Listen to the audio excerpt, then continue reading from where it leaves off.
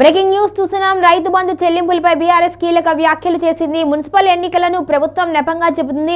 దానికి మేము ఎటువంటి ఇబ్బంది పెట్టము, ఎన్నికల సంఘానికి లేఖ రాస్తాము అంటూ కూడా హరీష్ రావు పేర్కొన్నారు. మొత్తానికైతే బకాయిలతో సహా అన్ని కలిపి ఇవ్వాలి అంటూ కూడా ఆయన డిమాండ్ చేశారు. మున్సిపల్ ఎన్నికలు ఉన్నాయి అని చూపిస్తూ రైతు బంధు నిధులు విడుదల చేయలేము అని సీఎం రేవంత్ రెడ్డి అంటున్నారు అని మాజీ మంత్రి ఎమ్మెల్యే హరీష్ రావు తీవ్ర విమర్శలు చేశారు. రైతు బంధు పథకాన్ని ఎన్నికలతో ముడిపెట్టడం సరికాదు అని ఆయన స్పష్టం చేశారు. కరోనా మహమ్మారి సమయంలో కూడా అప్పటి సీఎం కేసీఆర్ రైతు బంధు పథకాన్ని ఒక్కసారి కూడా ఆపలేదు అని ఆయన గుర్తు చేశారు.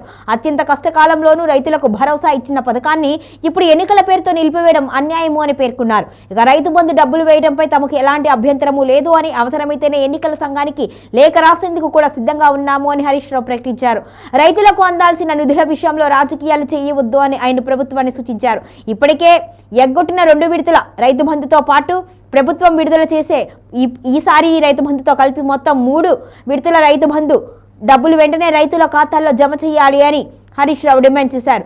రైతుల హక్కుల కోసం అవసరమైతే పోరాటానికి కూడా సిద్ధము అని హెచ్చరించారు. ఇక రైతు బంధు అనేది రైతుల సంక్షేమానికి సంబంధించిన పథకం తప్ప రాజకీయాలకు అతీతము అని హరీష్ రావు అన్నారు. రైతులపై భారం మోపే నిర్ణయాలను ప్రభుత్వం వెంటనే మార్చుకోవాలి అని ఆయన కోరారు. నిన్న రేవంత్ రెడ్డి మాట్లాడుతుండు, రైతు బంధు ఎందుకే లేదురా భయ అని నేను అడిగిన. నేను ఎలక్షన్ అయిపోయినాక ఎత్తా అంటుండు. ఎంత లంగ మాటలు చెప్పుర్రి. ఇప్పుడు కరోనా వచ్చింది కేసీఆర్ ఉన్నప్పుడు, గజ్వేల్లో ప్రజ్ఞాపూర్లో కరోనా వస్తే నేను వచ్చి గల్లీలలో తిరిగిన, భయపడకుండా నేను ఉన్నాను.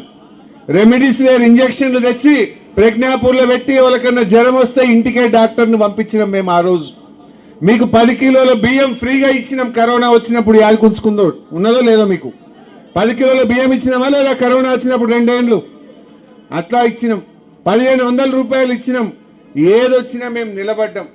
ఇప్పుడు ఆ కరోనాలో కూడా రైతు బంధు పైసలు టైం మీద వేసిండా లేదా కేసీఆర్? కరోనా వచ్చినప్పుడు రైతు బంధు ఆగిందా? మరి ఇప్పుడు ఎందుకు ఆగింది? ఇప్పుడు రైతు బంధు అంటే డిసెంబర్లో ఇచ్చిండు కేసీఆర్. ఇప్పుడు జనవరి అయిపోయి ఫిబ్రవరి వచ్చింది.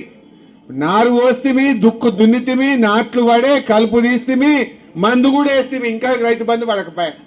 ఇది మోసం కాదా? మందు సంచులకు కూడా రైతు బంధు అందదా? నేను అంటున్నా రేవంత్ రెడ్డి, ఇప్పటికి 2 రైతు బంధులు ఎగ్గొట్టినావు నువ్వు. ఇది 3వది. మేము ఎలక్షన్ కమిషన్ కు లెటర్ ఇస్తాం, మాకే అబ్జెక్షన్ లేదు. ఎగ్గొట్టిన 2 రైతు బంధులు ఇప్పటి రైతు బంధు వెంటనే వేయాలని చెప్పి మేము రేవంత్ రెడ్డి డిమాండ్ చేస్తా ఉన్నాం.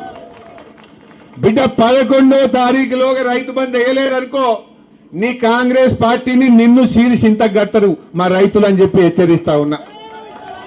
అరే నిన్న రేవంత్ రెడ్డి మాట్లాడుతుంది